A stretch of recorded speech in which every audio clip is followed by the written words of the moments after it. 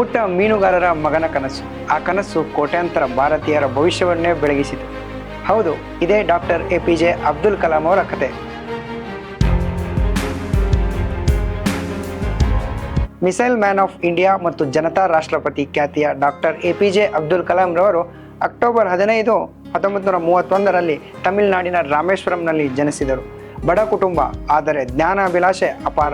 ಪತ್ರಿಕೆ ಹಂಚುತ್ತಾ ಓದಿನ ಕನಸನ್ನು ಬೆಳೆಸಿದ ಬಾಲಕ ಮುಂದೊಂದು ದಿನ ಅದೇ ಪತ್ರಿಕೆಯ ಮುಖಪುಟದಲ್ಲಿ ರಾರಾಜಿಸಿ ಭಾರತದ ರಾಷ್ಟ್ರಪತಿಯಾಗುವವರೆಗೂ ಏರಿದವರು.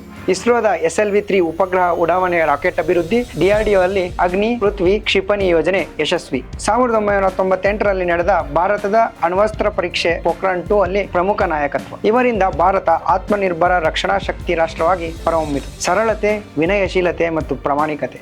ಮಹಾನ್ ವಿಜ್ಞಾನಿಯಾದರೂ ಹಾಸ್ಟೆಲ್ ರೂಮಿನಲ್ಲಿ ಒಂದು ಹಾಸಿಗೆ, ಒಂದು ಮೇಜು, ಪುಸ್ತಕಗಳೇ ಆಸ್ತಿಯಂತೆ ಬದುಕಿದರು. ಡಾಕ್ಟರ್ ಕಲಾಂ ಅವರ ವಿಷನ್ 2020 ಭಾರತವನ್ನು ಅಭಿವೃದ್ಧಿಶೀಲ ರಾಷ್ಟ್ರದಿಂದ ಅಭಿವೃದ್ಧಿ ಹೊಂದಿದ ರಾಷ್ಟ್ರವಾಗಿ ರೂಪಿಸಬೇಕೆಂಬುದಿತ್ತು. ವಿಜ್ಞಾನ, ತಂತ್ರಜ್ಞಾನ, ಶಿಕ್ಷಣ, ಯುವಶಕ್ತಿ ಇವುಗಳೇ ಅವರ ನಂಬಿಕೆ.